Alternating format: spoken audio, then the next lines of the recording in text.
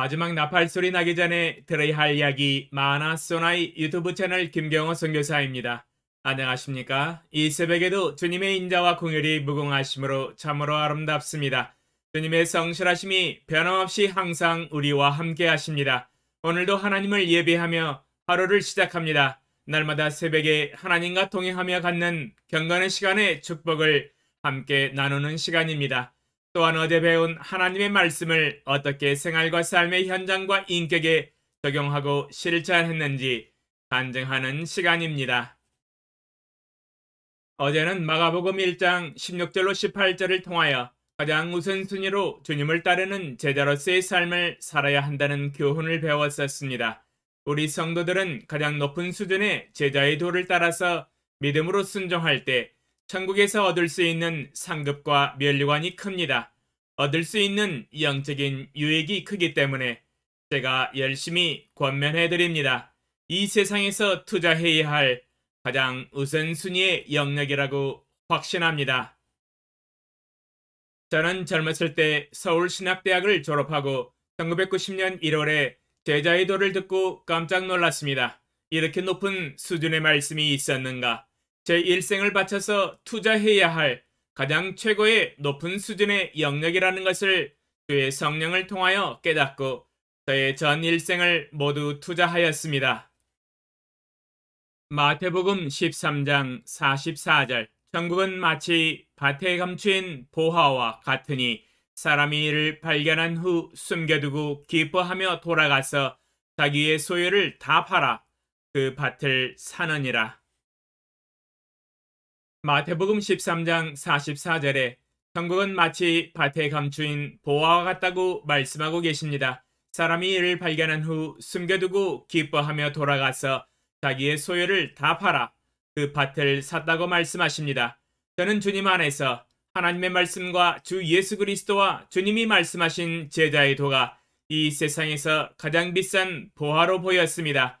가장 비싼 다이아몬드보다 더 비싸고 더 값어치 있는 보화라고 확신하고 1990년 1월에 저의 모든 소유를 다 팔아 그 밭을 샀습니다.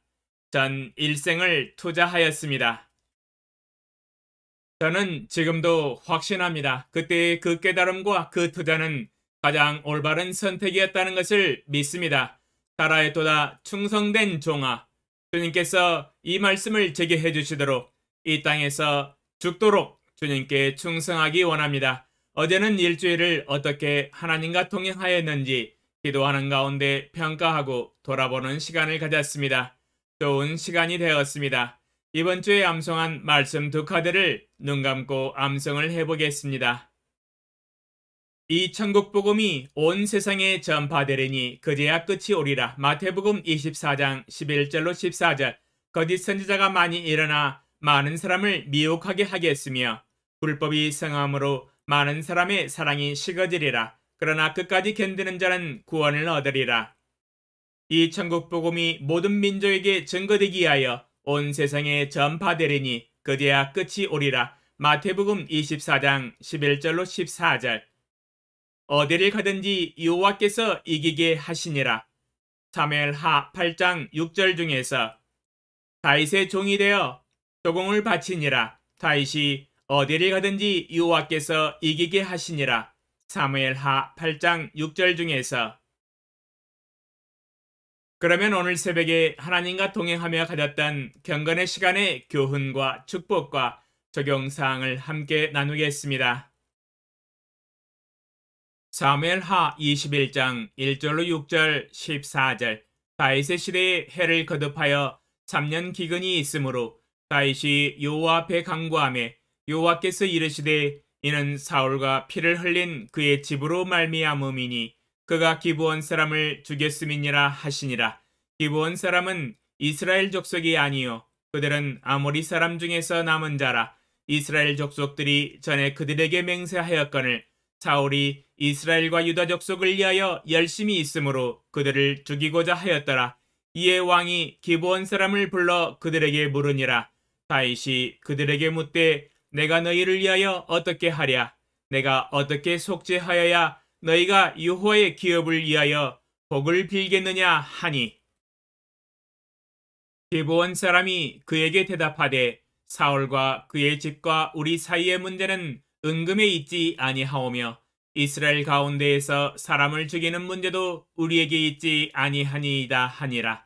왕이 이르되 너희가 말하는 대로 시행하리라. 그들이 왕께 아뢰되 우리를 학살하였고 또 우리를 멸하여 이스라엘 영토 내에 머물지 못하게 하려고 모해한 사람의 자손 7사람을 우리에게 내주소서.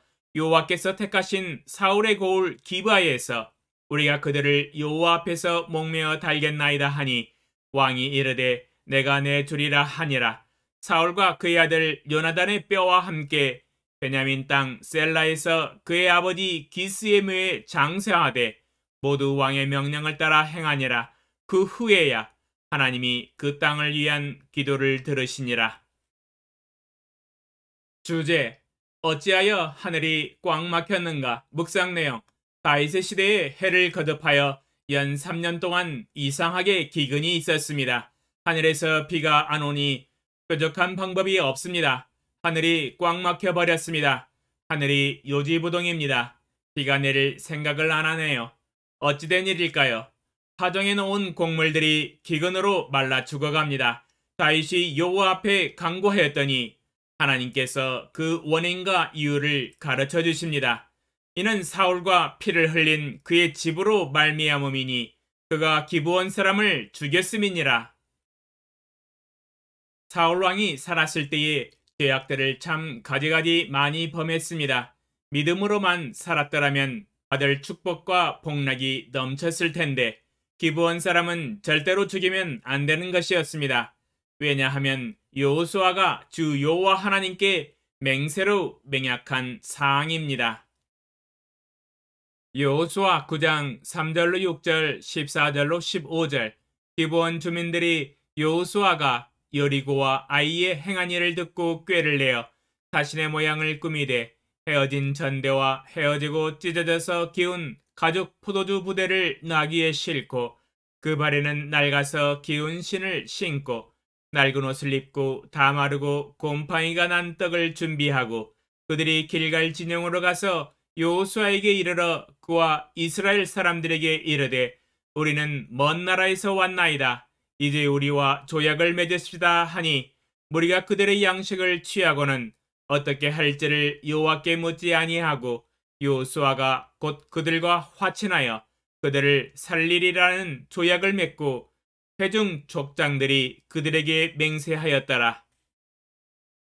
여호수아 9장 3절로 6절, 14절로 15절에 기브온 민족은 이미 이스라엘 백성과 여호와 하나님에 대한 소문을 듣고 하나님을 두려워하고 경외하였습니다. 마음과 몸이 이미 얼어붙은 상태였습니다. 자신들의 민족이 이스라엘 백성들의 손에 의해서 멸망당하고 죽을 것은 이미 직감적으로 알고 있었습니다. 가만히 앉아서 죽느니 차라리 뭔가 살 궁리를 해야 했습니다. 기브온 민족은 일찌감치 꾀를 내어서 여호수아와 회중 족장들을 속여서 화친을 청하였습니다. 여호수아가 하나님께 기도로 묻지 아니하고 바로 즉석에서 기브온 민족을 살려주는 조약을 맺고 하나님께 맹세를 하므로 기브온 민족은 구원을 받았습니다. 비록 자신들의 꾀로 여호수아와 회중 족장들을 속였지만 그래도 이것은 하나님을 경외함에서 나오는 믿음의 행위였습니다. 구원받고자 하는 악착 같은 하나님께 대한 발버둥이었습니다. 마치 목숨만은 살려달라는 애원이었습니다. 그래도 여호수아의 실수가 동반되어서 구원을 받고 생명을 유지할 수 있었습니다. 이 땅에서 멸망당하지 않았습니다. 다른 가나안 민족들은 모두 멸망당하여 죽었습니다. 참만 다행이지요. 그러므로 하나님과 사람 앞에서 맹세한 이 화친 조약은 지켜져야 했습니다.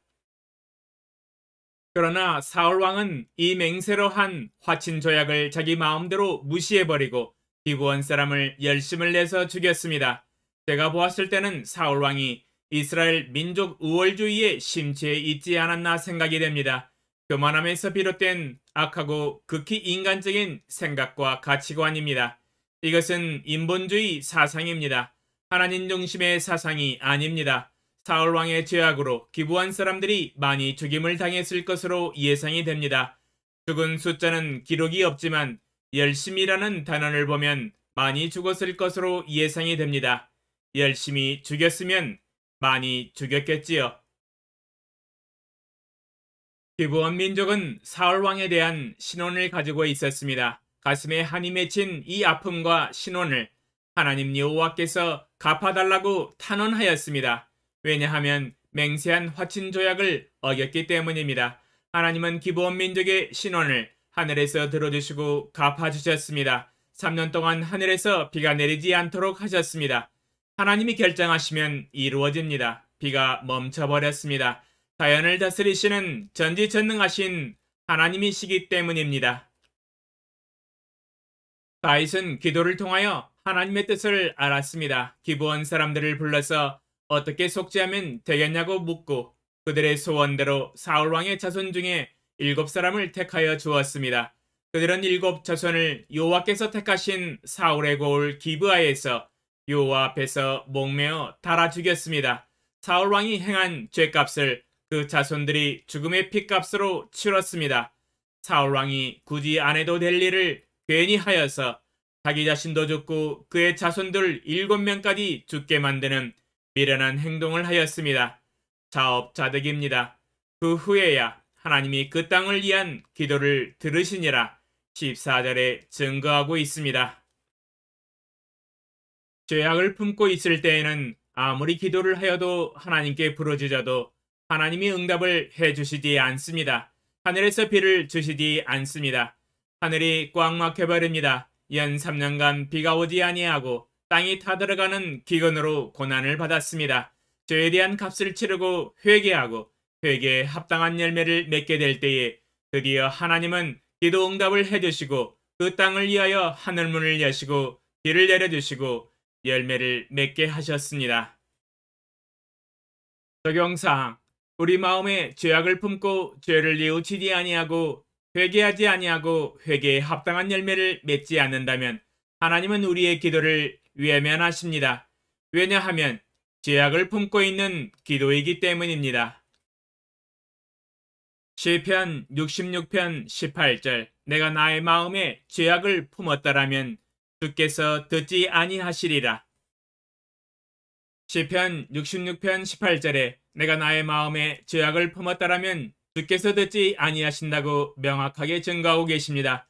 주께서 들어주시는 것은 불가능한 일입니다. 거룩한 하나님이시기 때문에 죄악을 미워하십니다. 죄악을 품고 있는 사람과는 교제가 불가능합니다. 불통입니다. 아예 처음부터 죄를 미워하고 죄를 짓지 말아야 하겠지만 만약 죄악을 범했다면 회개하고 회개에 합당한 열매를 맺어야 합니다. 죄악을 청산해야만이 그 다음 진도를 나아갈 수 있습니다. 만약 회개하지 않고 형통을 바란다는 것은 뭘 모르는 사람입니다. 바로 진리를 모르는 사람입니다. 주여, 오늘 저의 삶에 하나님 앞에서 숨기고 있는 죄악은 없는지 살펴보게 하시고 숨겨진 죄악들을 하나님 앞에서 드러내고 회개하고 회개에 합당한 열매를 맺게 하소서. 범사에 형통하며 하나님 앞에서 기도하는 모든 것들이 모두 응답받는 형통한 삶을 살아가게 하소서.